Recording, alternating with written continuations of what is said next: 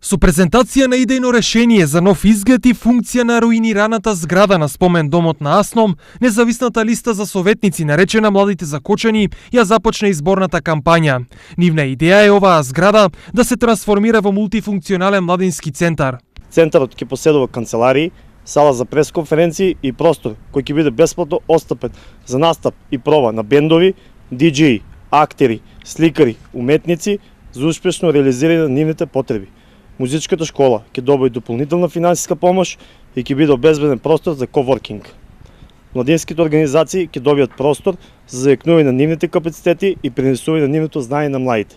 Младинскиот центар би требало да се финансира со дотации од 5% од вкупниот буџет на општина Кочани, наменет за младински политики, а неговата изградба ќе биде шанса за промоција на младите кадри од Кочани.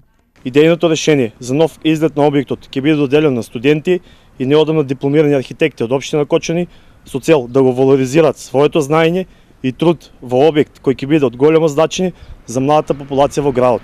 Од Младите за Кочани информираа дека сите идеи опфатени во нивната програма се произлезени од контактите со граѓаните и се производ на нивните барања и потреби.